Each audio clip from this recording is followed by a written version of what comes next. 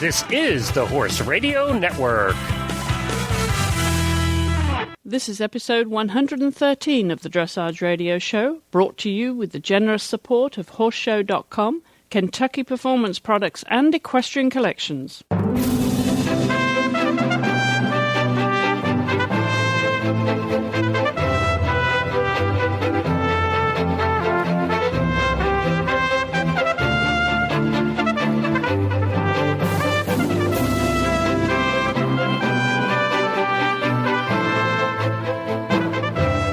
Hello, I'm Chris Stafford. Welcome back to the Dressage Radio Show for another episode. I'm back after a mini vacation. No, it wasn't a dream vacation, but it was a very welcome little break, and I'm delighted to be back in the chair again for another episode. And this week, we're going to be hearing from our first young reporter. I'm delighted to be able to bring our first one to the show. You know, I've been asking all of you around the world, if you're under 20 years of age, to contact me and let me know if you would like to report on your local show. And we have our first young reporter, and that's going to be Koryn Staehling. She's going to be joining us a little bit later on to tell us about Dressage for Kids, which, of course, is that very popular annual festival that is hosted by Lendon Gray, of course, another regular contributor to the show. And this is a very popular event for young people. And Koryn is actually the working pupil for Courtney King Dye, and has been for a little while. So she has an insider's view of that particular event, and she's going to tell us all about it in a little while. And we also have a profile this week of Diane Creech, the Canadian rider who's really on a roll right now and having a lot of successes. So I was able to catch up with Diane and hear her story, which I'm delighted to bring that to you shortly. But also, we have some big news here on the Horse Radio Network. Well, actually, there's a lot of things happening here on the Horse Radio Network. If you haven't heard already, Equestrian Legends is out of the gate, and I'm delighted to be launching that one. That is a bi-weekly show where we're going to be celebrating the lives of some of our most senior legends. And that episode 2 is already actually, it's gone live. It went live just the other day. From the 1st and the 15th of each month, those episodes will be aired, and of course they're always permanently available on the websites at equestrianlegends.com and also on iTunes, where you can download and update your podcast. And as you probably know, if you're a regular listener to the show, that I've been looking forward to Equestrian Legends. We've had some of the guests here already on some of the other shows under the Inspirational People series that I started last year. So some of them will be repeats, and only a few of them, because we only just did a handful of those. But there are an awful lot of new guests, and we will be covering 360 degrees of the horse world with Equestrian Legends. We'll be looking to people that have been legends within their own sport and their own breed, no matter what area of the horse world they've been in. I hope to cover them over time, and looking forward to that series enormously, or that new show, I should say, enormously. And as I said, the other changes on the Horse Radio Network, if you follow us closely, you'll know that we've also launched the Driving Radio Show, brand new show that's going to be hosted by Wendy Ying, and she's a four-in-hand driver, and Glenn, of course, Glenn from the Horse Radio Network, who's a keen enthusiast of carriage driving. So the two of them will be hosting that new weekly show too. So congratulations to them. Good luck with that new show. We'll be following that with interest, and we will have them here on the show to say hello to you in the near future. And you may have noticed in my pre-show bumper there, we have some new sponsors here on the Dressage Radio Show that I'm delighted to welcome. And we're going to be talking now to Gil Merrick, who's the Vice President for Program Development and Head of Online Shows, that is, for Horseshow.com. And very exciting to have them join the Horse Radio Network. So we're going to hear now all about this new service that is online. Well, Gil, welcome to the Horse Radio Network. We're delighted to have Horseshow.com as part of the Horse Radio Network family. Thank you for inviting me, Chris. Glad to be here.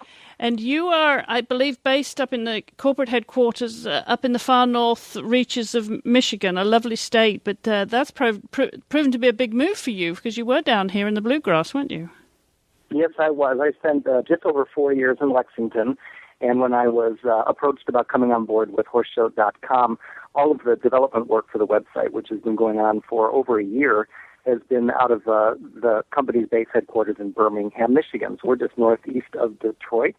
And we're a subsidiary of Aria Ventures, which is a venture capital group based here in Birmingham. And this particular project is the one that I've been devoting all of my time to for the last 9 months.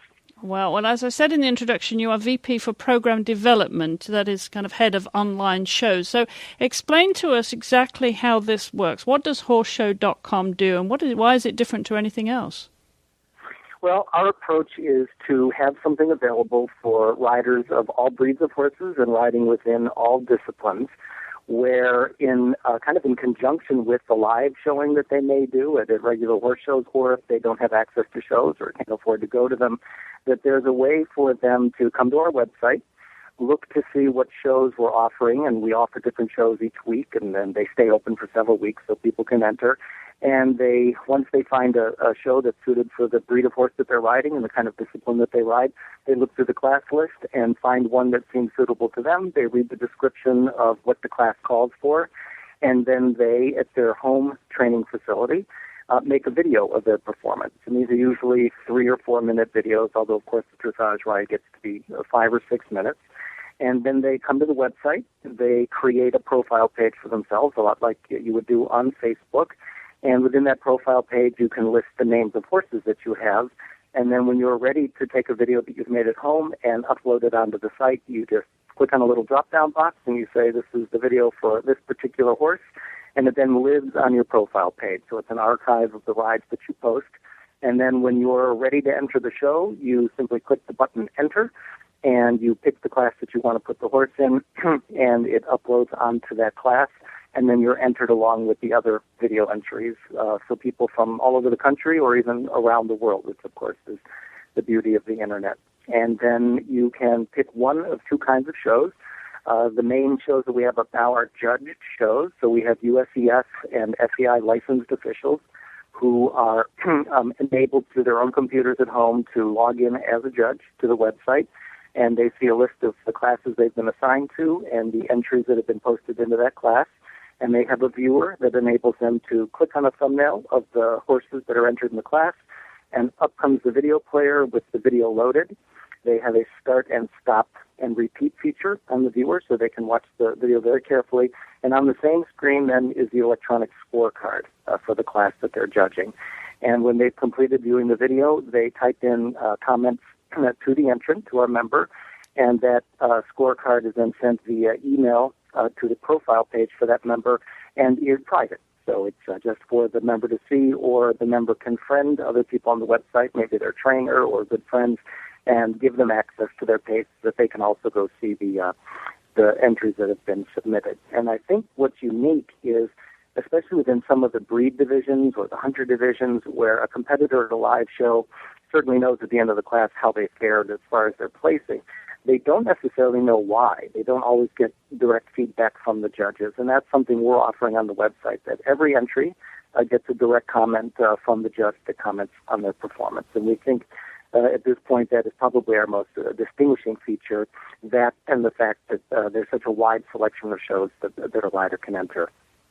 Well, this is taking YouTube to a whole new level, isn't it, Gil? Who is behind the concept? Jeff Sloan is the CEO and founder of horseshow.com, and he's also a principal with Aria Ventures. He's a lifetime horseman and is active in the Arabian world, and really was, as part of his role in venture capital, just paying attention to where different business models were going on the Internet, and it really is the foresight of creating a community for videos that otherwise might just live on their own on YouTube. And certainly there are communities within YouTube, but this is a idea that came to be to say, well, everybody who shows a horse shares a common interest. So what if there was one place to go for people who have an interest in showing horses, and had something available for folks who may not have a trailer, or their horse doesn't have a correct Hoggins, or for any number of reasons they're not actively going out to the shows, or they are going to live shows and they want to get a little bit of extra coaching and practice and feedback before they go so that they can improve their performance at the live show. And this, of course, is a great fit with the Horse Radio Network, Gil, because you are covering so many different disciplines, as we do too. And where are you most strong right now, and where do you see this developing? We did a bit of research as far as kind of numbers in the U.S. and based on membership of groups like the USEF and their affiliates. And right now we have dressage shows, We have Arabian shows. We have a Western pleasure class that's up for all breeds. And we are just getting ready in the next 2 weeks to put up our first hunter shows, working with the McNair Stables down in North Carolina, and also a group from Chagrin Valley who were scheduled to have in September their 102nd annual Hunter Classic. And due to some circumstances at the show venue, they lost their water supply. They contacted us and said, it's been 102 years. We don't want to lose the momentum with this show. We'd like to host the entire show online. And so we're putting together the class list for that show now, and local trainers and people who normally frequent the live show will be invited to come on board, and we'll have the same judges and prize lists and prize money and everything just like at the real show. And then beyond that, we've been talking to a lot of different breed associations, groups that are interested in using the website to really showcase their particular discipline. We've just had some great conversations with the Western Dressage Association of America, who have a very grassroots base around the United States and not a lot of access to live shows. So I think we can do some really exciting things with that group. And then other groups such as the American Paraequestrian the United States Paraequestrian Association, and also the American Vaulting Association, who are also looking for ways to give their members and their riders more feedback and more opportunities to practice before they go to their live events. Well, this really is using every tool in the internet box, isn't it? Bringing the virtual show right to your barn or to your arena. So tell us what this involves. If you want to become a member, I'm sure it's easy enough to go to horseshow.com, but what is the fee structure for this, Gil? Well, right now, because we're a new company, we're being user-friendly, and there is no subscription fee to the website. You simply log on and give some very basic information, basically your name and an email address, and all of the information, of course, is kept private unless you choose to share it with someone else in the network. And then once you've signed in, you can set up a profile page for yourself. If you don't have a horse at this point that you want to enter, it's just a placeholder. You have a place on the website, and at any point you can add in 1 horse, 2 horse, 3 horses, whatever you might be putting up. And then when you're ready to enter a show, each show has an entry fee, just like at a live show. Most of the shows that are up now, it's a $15 entry fee, and that's the cost to be in the class, qualify to win a prize, and also, of course, to get the feedback from the live judge. We also have a type of show up. We call them popularity shows. And in this case, it's more of a fun venue. It's a place to have your horse seen and to actually have the public, the community, vote on who they think the best performance in the class is. It's a little bit like American Idol for the horse show world. So in that case, like right now, we have a Western pleasure class up, and someone can submit a video of them riding their Western pleasure horse. It can be a video they already have from a horse show. It can be a video that they make at home, just showing the horse going through its paces as a Western pleasure horse. Uploaded into the class. The entry fee right now we've waived, but it's normally $3 to enter that class. And then you would, once the entries close, you would start sending your friends to the site and tell them to vote for you because, of course, the winner of the class in this case gets a $250 prize. So it's a bit of a game component, a bit of a fun component, but also a way for people to show off their horses and to see how they kind of measure up against the rest of the community. Well, you said there's obviously an entry fee to enter the class, just as there would be in reality, but there are prizes as well. What is the structure of those prizes, and are there prizes for every class that you enter? Right now, the classes that are up, for instance, we have a program right now. We have a whole about 72 junior and young riders in dressage around the country who are getting ready to go to Lexington for the North American Junior and Young Rider Championships. And we set up a program where we've offered those riders the opportunity to video their tests at home, send them into the classes, and then Natalie Lamping, who is a USCF F judge and an FEI I-level judge, will review the ride and send a full scorecard back to the riders. And we're doing this at no charge to the riders as a way to support the youth movement. And anybody who submits a video gets a saddle pad embroidered with horseshow.com. And we also have an opportunity for one junior and one young rider team to receive a $2,500 sponsorship grant from horseshow.com to help them with their travel expenses to go to Lexington. So although there's not a prize list per se, there's certainly a lot that they get from participating. Our popularity classes usually have prize money because we think people like to compete. for that kind of thing. And in the hunter shows that we're putting up, we work with the organizers to find local sponsors. It could be tax stores, it could be service suppliers, it could be, in one case, a bank that's interested in helping out the group. And in that case, we're asking them to provide prize money. And then we're talking to other companies to see if they'll provide great prizes like coolers and growing supplies and things that any rider would like to have if they're showing their horse. Very exciting and obviously very progressive. It's a fun way, I think, for anybody, especially if you're not able to travel for whatever reason. You may not be able to afford to travel, so there's one way of taking part in it. Horseshow.com. Gil, thank you very much for telling us about it. We are going to obviously be sharing this with other programs here on the Horse Radio Network, and we will be doing little features from Horseshow.com in the future, and we're really looking forward to that. We're bringing you something new and different here on the network in conjunction with Horseshow.com. Gil, thank you very much. The best of luck with this. Enjoy your horse shows too. Thanks very much, Chris. I enjoyed talking with you and I look forward to our next chat. And you'll be able to hear Horseshow.com on several of the shows here on the Horse Radio Network. So a big welcome and a big thank you to them all over at Horseshow.com for joining us. Well, we also, of course, have some very other valuable sponsors here on the network, and one of those is Equestrian Collections. And if you're shopping for a young rider, Equestrian Collections gives you the best choice of riding apparel. Equestrian footwear, equestrian-themed gifts, riding helmets, and riding safety gear for young riders of any equestrian website in the world. Great everyday and promotional prices, too, with an enormous selection. Kids' riding clothes, riding boots, equestrian thermal gear, and kids' riding gloves, equestrian jewellery, and fun coordinating equestrian motif belts, boot and paddock socks, and riding tops from head to toe. They have young riders covered. Shop the Young Riders department at equestriancollections.com or in the horse department. Equestrian Collections is always open, so shopping for them can be done whenever it fits your busy schedule. Equestrian Collections is open 24/7, and you can check out all of these products, of course, at equestriancollections.com.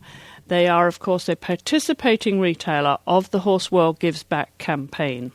Well, we're coming now to my first guest this week, and that is a Canadian rider. We have a lot of listeners up in Canada, I'm delighted to say, so welcome to all of you, and I do hear from many of you too. Send me emails and leave comments on our Facebook fan page, so I know you're up there, and obviously we'd like to bring you your news, what's happening from around the provinces there. Do send me an email and let me know if you'd like to tell me about them here on the show. We'd love to hear from you, or anybody who you think should be a guest here on the show from Canada. We love our Canadian neighbours. So we're going to start this week profiling Diane Creech, who, if you follow the sport, you'll know has been on a roll. She's had terrific success, not least of all with Devon, and she had a great weekend this past weekend and the previous weekend at 2 shows up there in Canada.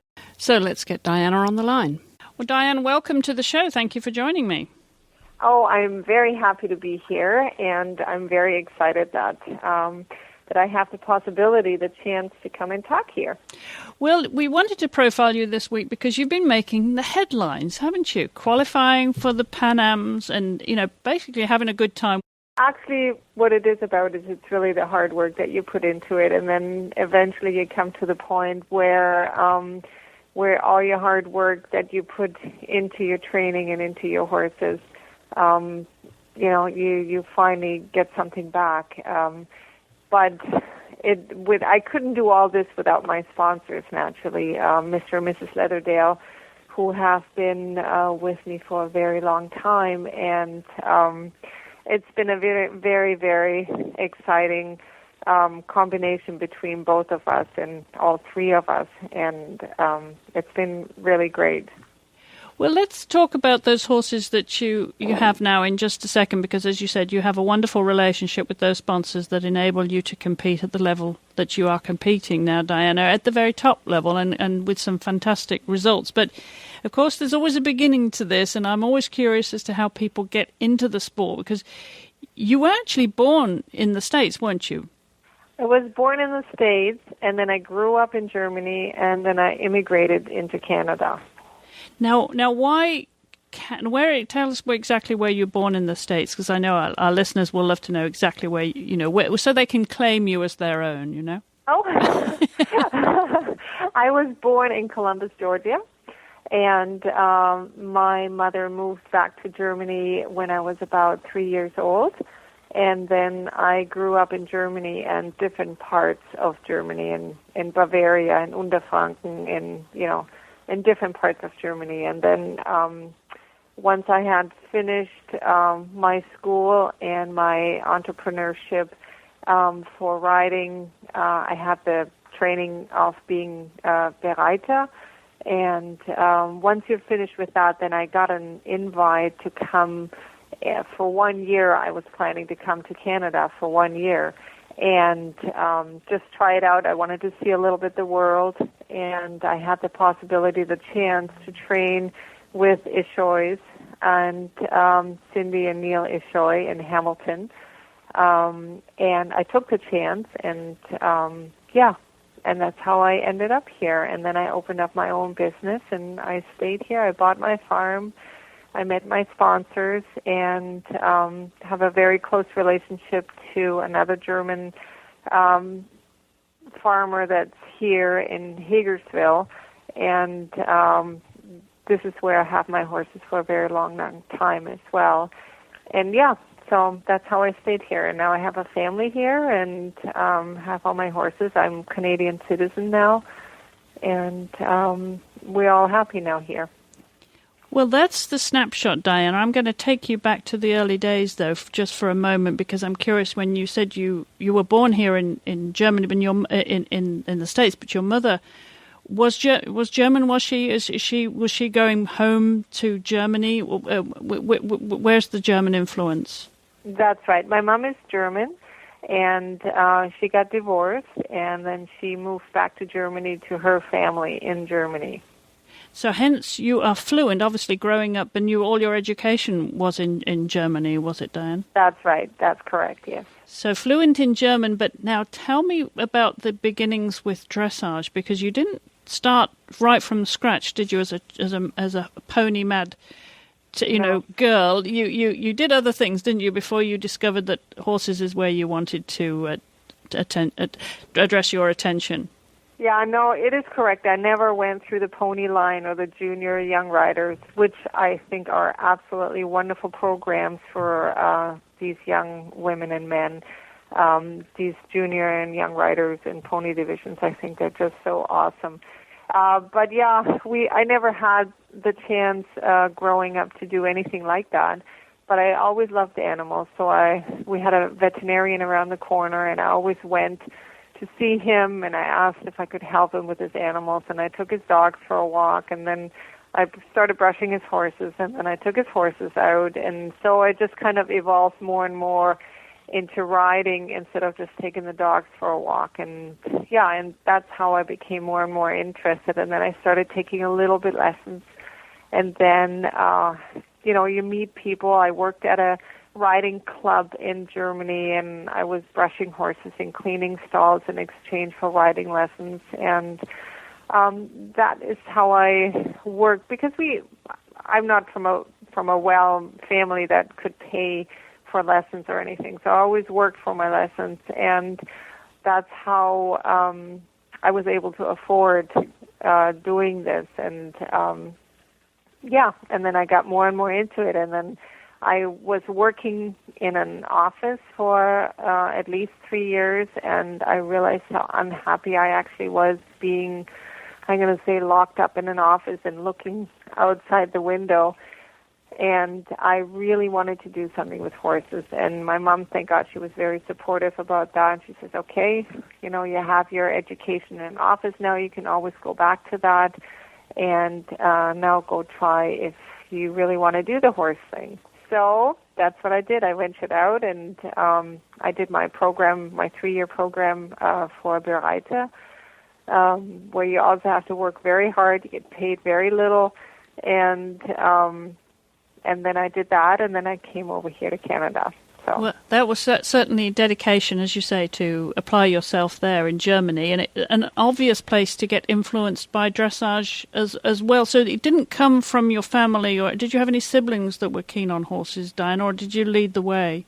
No, not at all. Not at all. The brother from my great-great-grandmother, he rode in the army with horses, and I think that was the only person that we had in our family that was involved in horses. And now, like 3-4 generations next, it's me in line. So, and then I guess my daughter might, but we'll have to wait and see for that.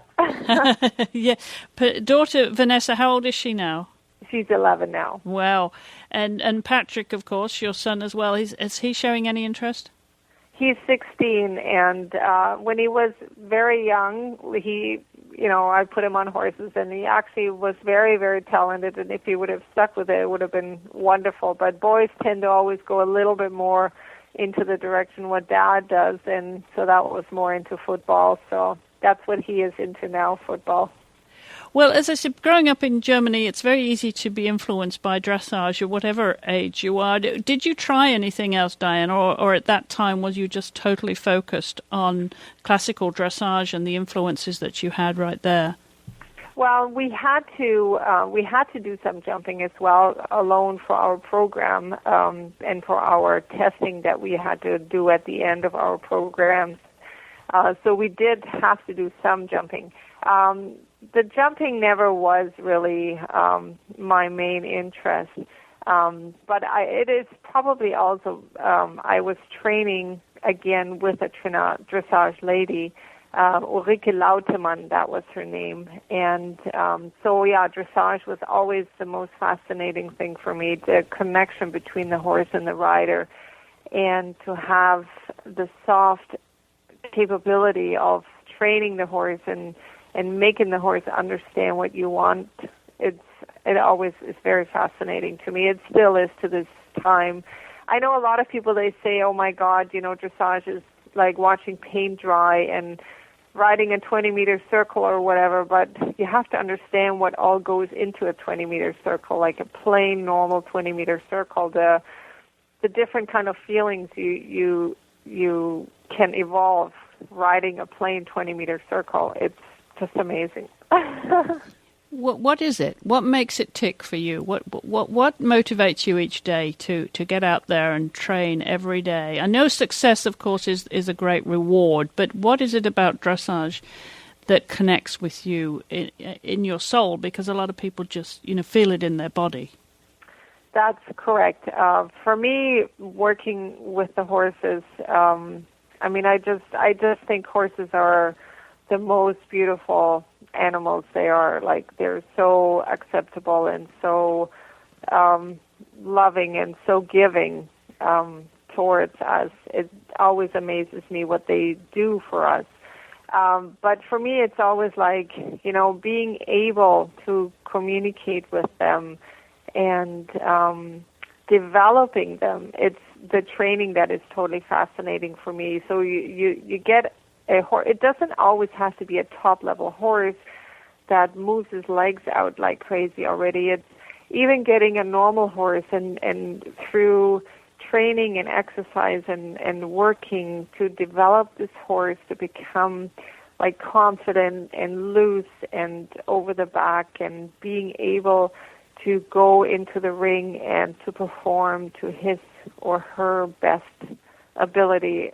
That is just what always fascinates me, that you can connect so much to a horse, that you can really change it. You can really take a normal horse and you can really make it into a happy, loose, partner for you. So I think that is really fascinating to me. Well, clearly you became addicted once you decided to dedicate your life to horses, and it hasn't wavered. Even often, mothers, when they have children growing, they can be distracted by what their children are doing. But you have not wavered from your motivation, and you obviously success is really coming now, Diana, and the consistency, which is obviously what all dressage riders strive for. That's right. Yeah, I had 2 children, and both of my children I rode, during my pregnancy and gave birth and rode shortly after. For me, there was just never anything else. And when I went through my treatment for my cancer, I had breast cancer, and had to go through chemo and radiation. And again, like for me, there was never a question that I am going to stop, or the horses were always the ones that kept me grounded, that kept me going.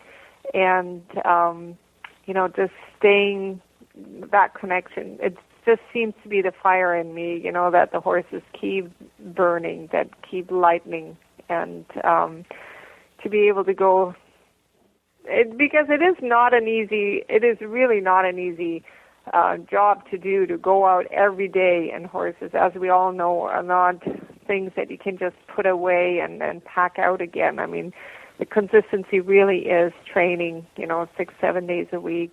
It doesn't have to be hard training. It's just consistent. It's, we have to take responsibility for our animals, for our horses.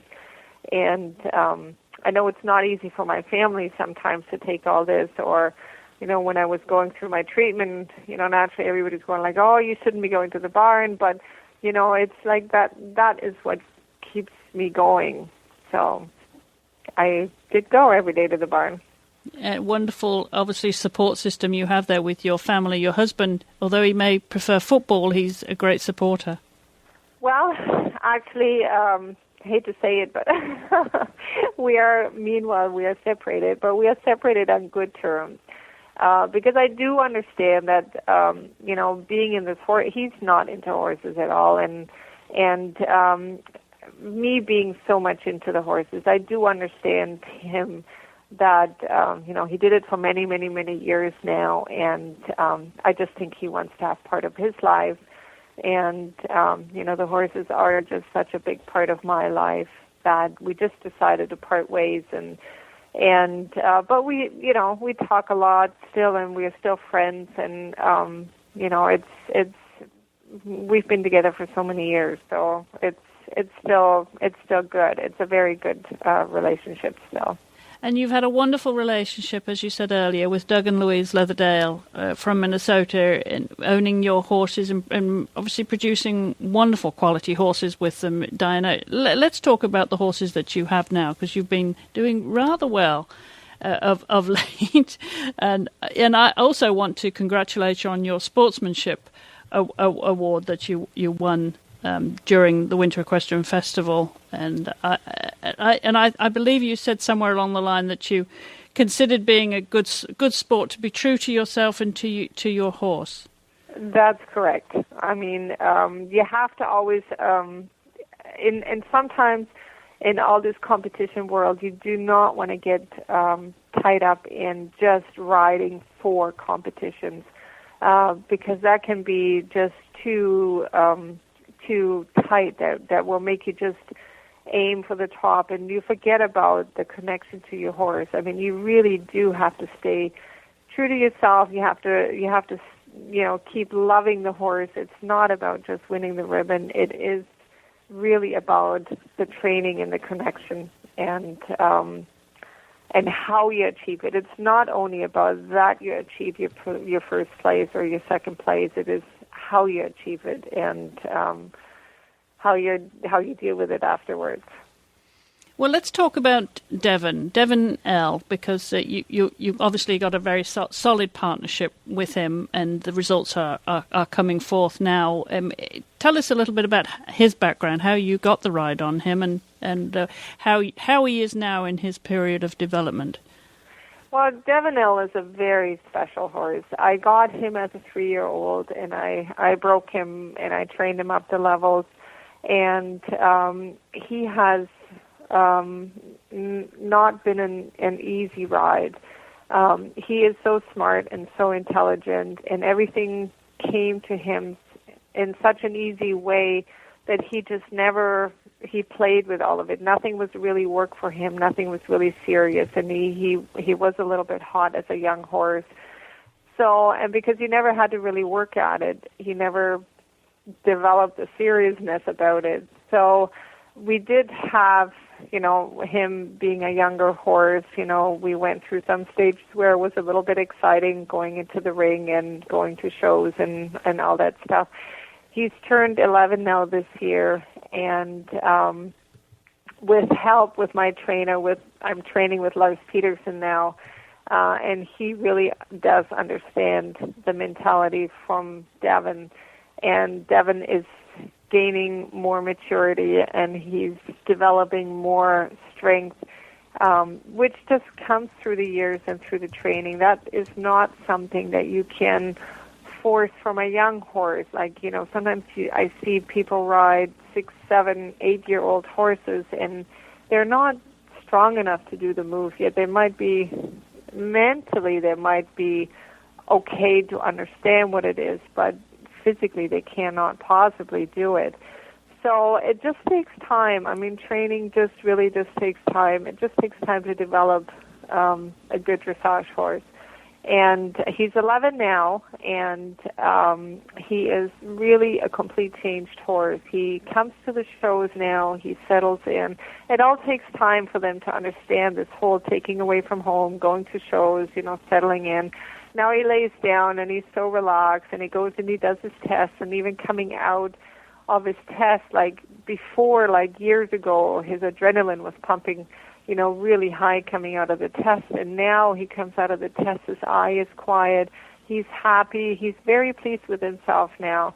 So it is so wonderful to see this development happening, that I am so very pleased and excited for him. It's not just the success, but just that he is starting to feel really comfortable with himself and actually really happy with himself. And this is what I mean, like being able to train a horse, to spend the time with him, and to get to this point, I find just so rewarding. Like getting to the point to make the horse really happy with himself in spite of him doing the most difficult movements. And you can only do that if you keep the mind and the body healthy, happy, and strong enough and connected enough.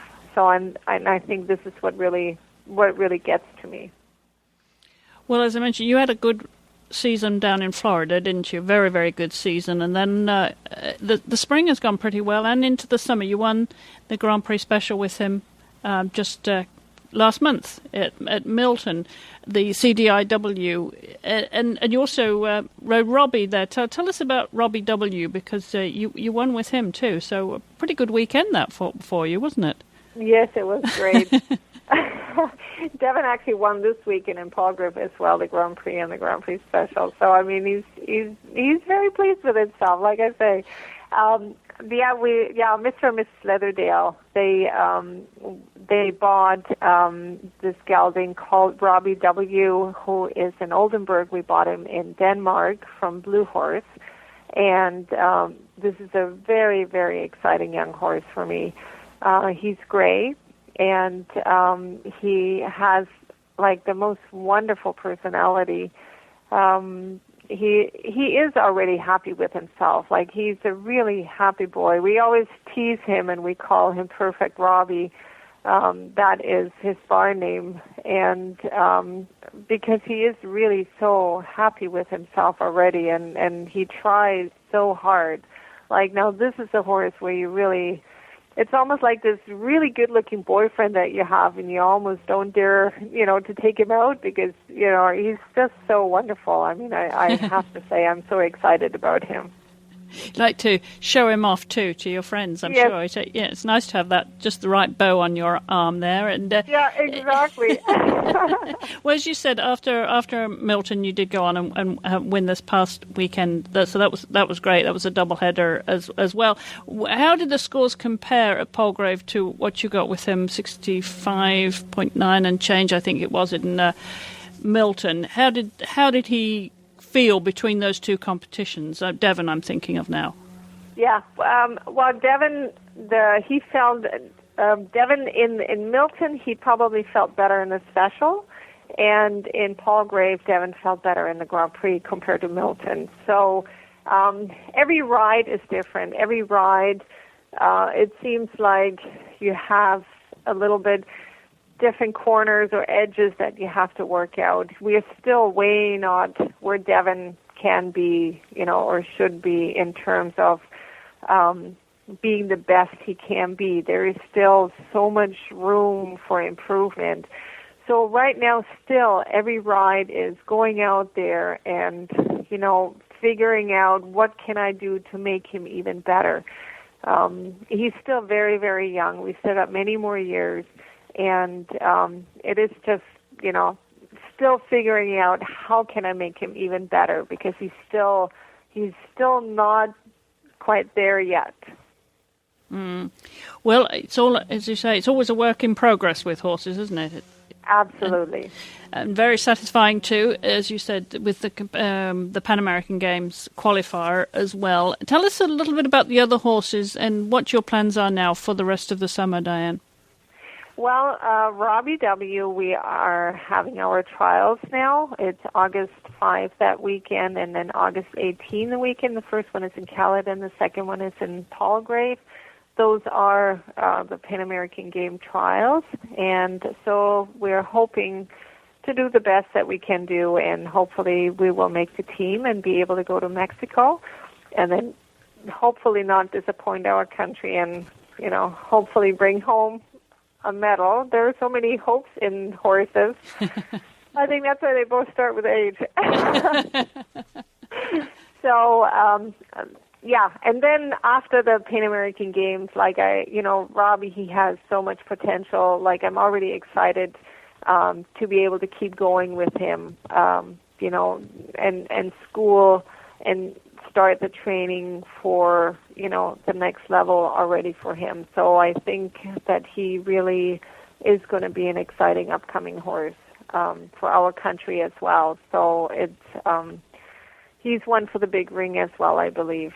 That's exciting. And what other horses do you have in work right now? And then we also have a Danish gelding. His name is Crevice Christo. I showed him in Florida, and this year so far in 4th level.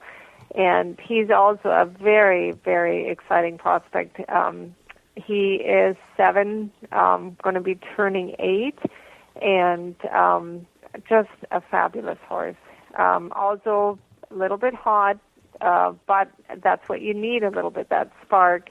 And he just needs to go out, needs to do some shows. So right now I'm still hiding him a little bit in the 4th level, and hopefully maybe the next season, Florida, we can bring him up a little bit into the St. George level, into the advanced level. But also a very, very exciting horse, and we're all having very big hopes into him as well. And then I have another baby. He's 7. He just is going to turn 7 this year, Hallmark. He is a young one that Leatherdales had bought as a foal from their stallion called His Highness. And His Highness was one of the best stallions that Mr. and Mrs. Leatherdale ever had. And I know Louise, she loved the stallion over everything. And when he had his accident and had to be put asleep, it was like, it really was so hard for her, and it was like, yeah, it was super hard for her to deal with that. But so anyway, Hallmark, he looks very much like his dad, like His Highness. And so this year he's doing the first year advanced level. And he's doing very well. He's always like in the middle, around 65, and maybe sometimes a little more, sometimes a little bit less. Again, same thing, is just getting him out, getting him riding, getting him stronger. It's all the part about, building up his strength and getting him the mileage on him. Well, it sounds like you're keeping very busy, Diane, and no doubt, I mean, obviously with the Pan Ams this year, you'll be back to Florida for the winter, will you? Yes, we have it planned because I still like working with Lars Peterson is very important, and it's been really great to come and to do that. And again, I'm thanking Mr. and Mrs. Leatherdale so much for having the possibility to train with Lars and be there and learn with him together. So it's been very exciting, and Florida has been so good for my horses. Just the whole environment and all the things that are happening, and being able to go to so many shows, it's like you really are, your horse is growing in the one show season. It's almost like growing like 2-3 years at home in the season. Like it's you're having really a big step ahead. Like it's so good for the horses to go out and being able to go to shows and seeing all these things and doing all the right training. This had really made a big step, also helping for us to get us a head start. So we never really grow out of being teenage girls with our ponies, do we, really, Diane? That's what you're saying. It's all as much fun as it was then. It is absolutely true. It is absolutely true. We really are. I'm really so enjoying this and being able to actually do what I love to do for a living. I mean, I always said to my mom, like, naturally when you go through cancer, it's always like, I always say, don't be sad. Like, honest to God, like if I ever die, I can always say I really did what I love to do. It's not that I had a life that I spent, 10 hours locked in the office and I was unhappy. I do have a life that I really love to live and that I'm very happy with. And I think that that's probably more than a lot of other people can say. The best job in the world, you'd say, huh?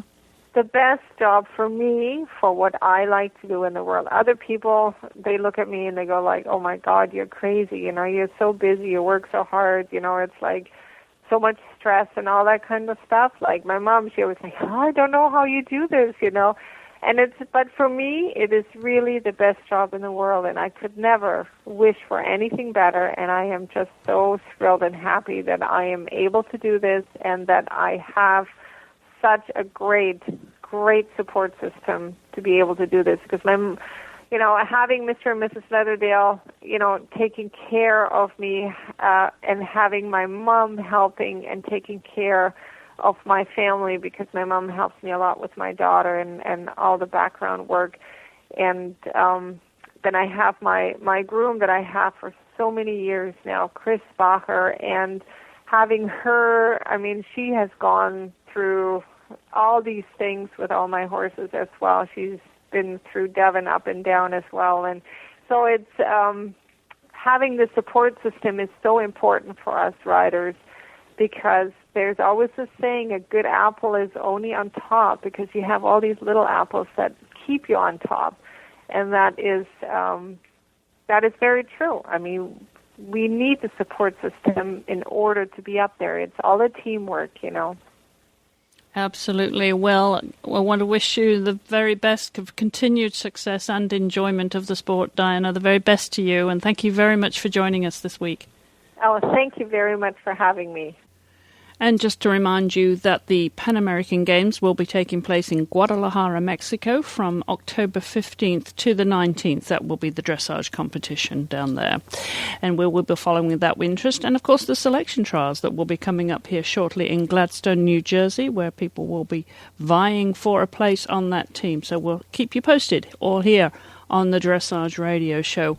Well, we're going to be hearing from our first young reporter in just a second, but before we do, I want to remind you about one of our loyal sponsors here on the Horse Radio Network, and that is, of course, Kentucky Performance Products.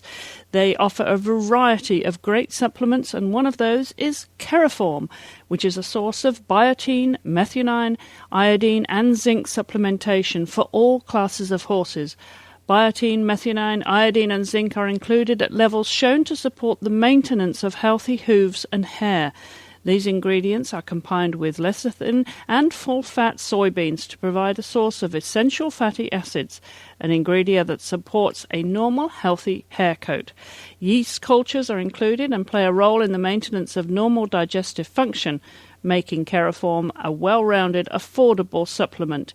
You can find out more about this and all of the KPP products by visiting them online at kppusa.com, or you can call them directly at 1-800-772-1988. And to learn more about horse nutrition and interact with the KPP experts, be sure to join their Facebook fan page. KPP is a participating retailer of the Horse World Gives Back campaign.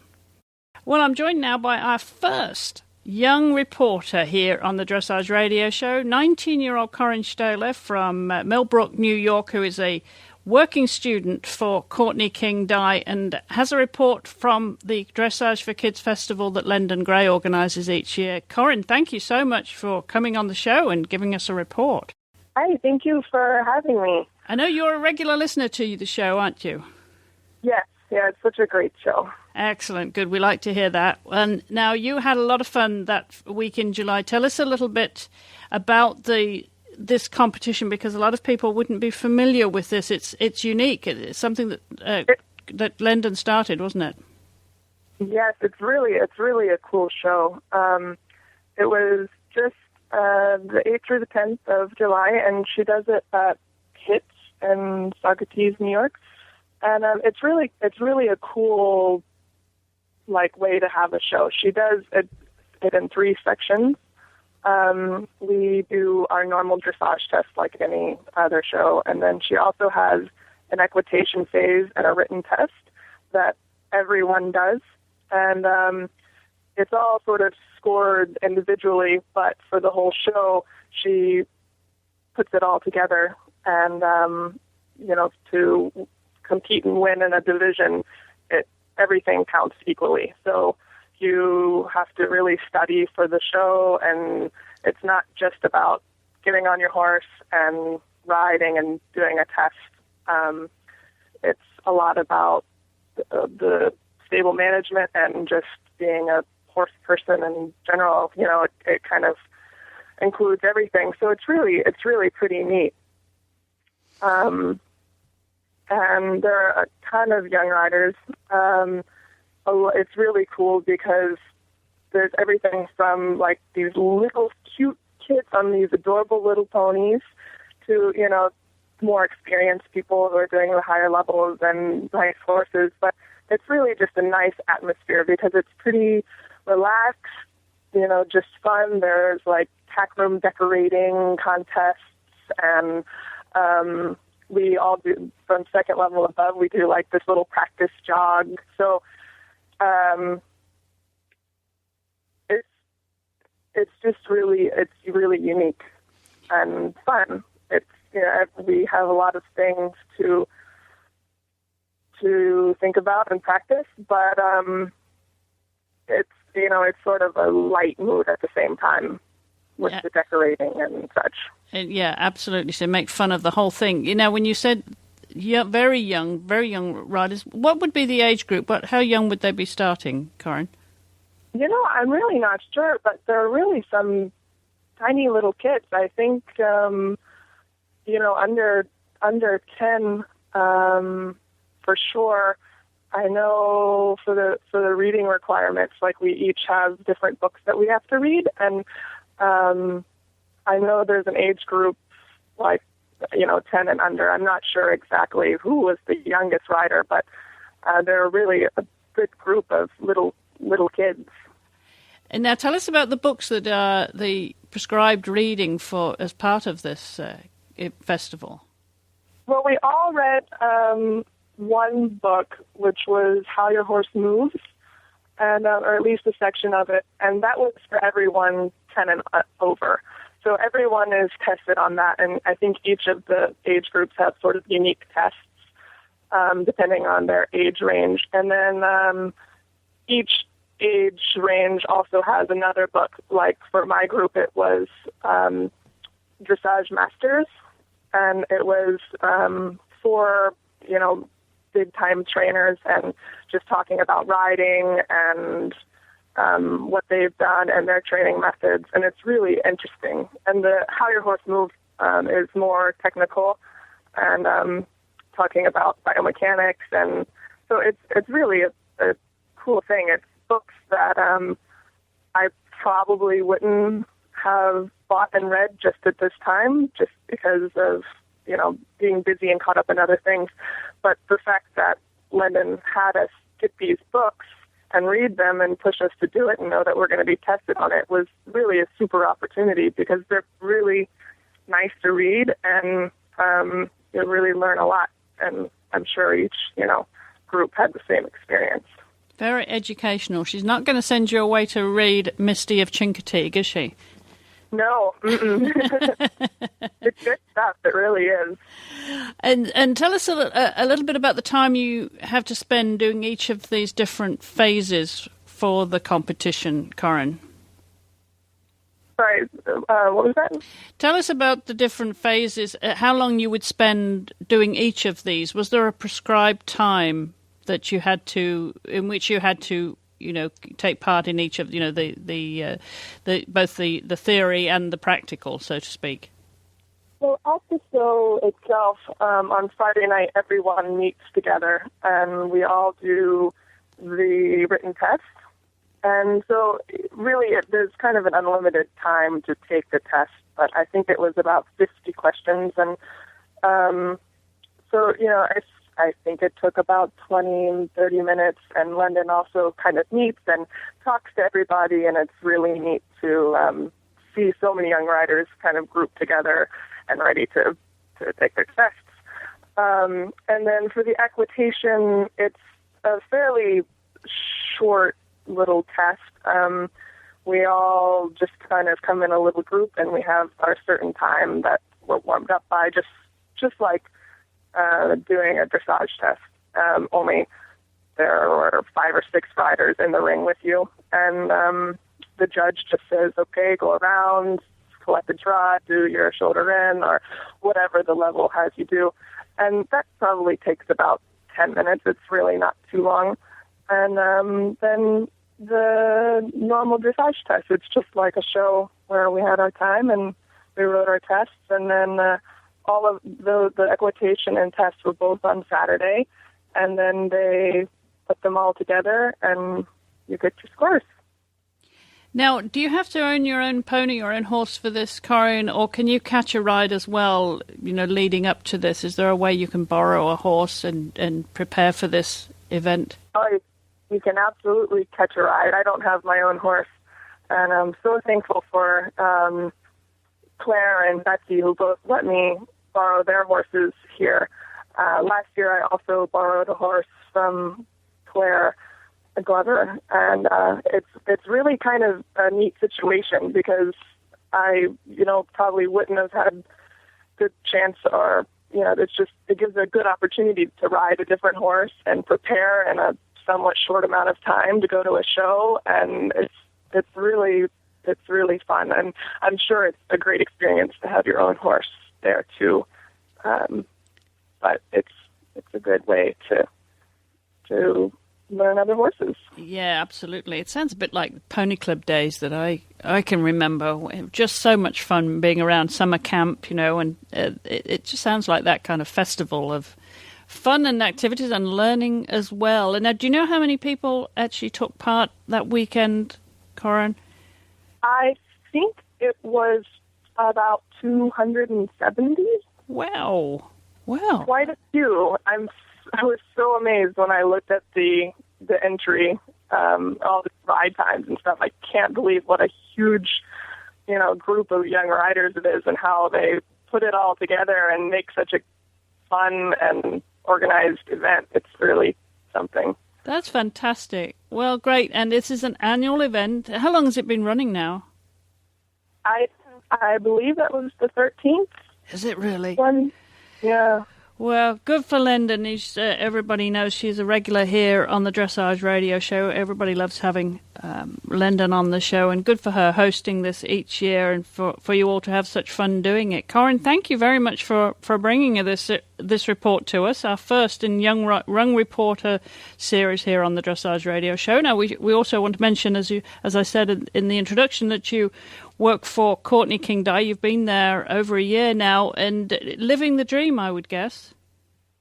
Yes, it's fantastic. It's more than I could imagine. Courtney is so amazing, and Lyndon and Jen. It's really neat. So learning very much. This is it then. This is the dressage life for you, is it? It is. Yes. It's always been my dream. All right. Well, the very best of luck with your career, Koryn, and maybe we can get you back on next year to give us a report from Dressage for Kids Festival. Oh, that would be great. Thank you so much. All right. Thank you again, Koryn. Take care. My pleasure. And my special thanks to Liz Call. And don't forget, you can also join in the Young Reporter series here. If you're under 20 years of age, just email me, Chris, CHRIS, at horseradionetwork.com and tell me about your local show and why you'd like to come on the show and report on it. And we're coming now to, of course, our weekly segment here, which we introduced a few weeks ago, Words of Wisdom, which I hope you're enjoying. We've got lots more of those to come, so let's hear this week's version.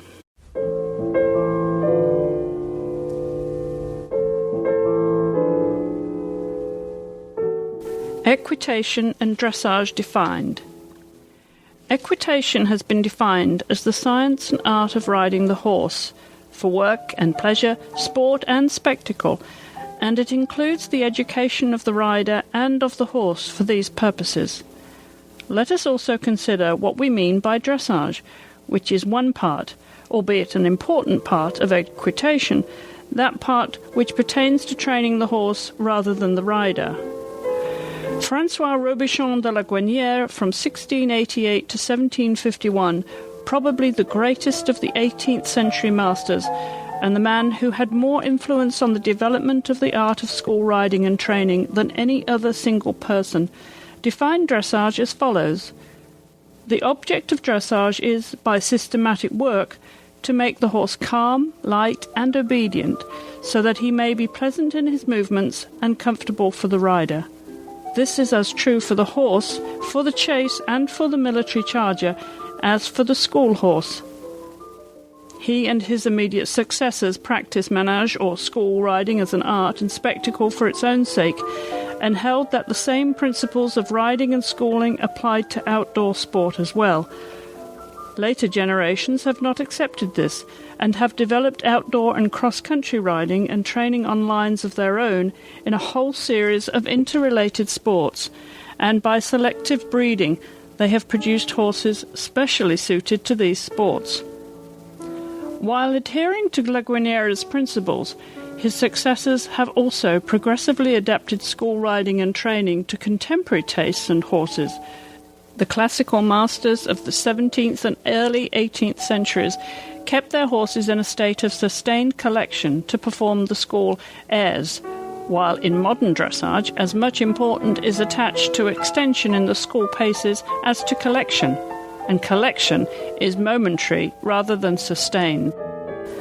This extract is taken from Effective Horsemanship by G. N. Jackson and published by Compton Russell in 1967. Well, that just about brings this week's show to a close. I want to thank my guests this week, Diane Creech and Koryn Staehling.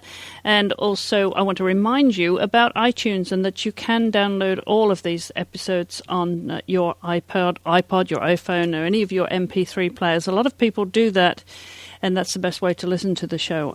That's the way I listen to the Horse Radio Network shows. Just download the podcast, which is free at iTunes, and all you have to do is subscribe to that podcast and update each week with the latest episode. And don't forget to go onto our website and check out the show notes, of course, at dressageradio.com, and you can also visit horseworldgivesback.com as well to follow that campaign here on the Horse Radio Network.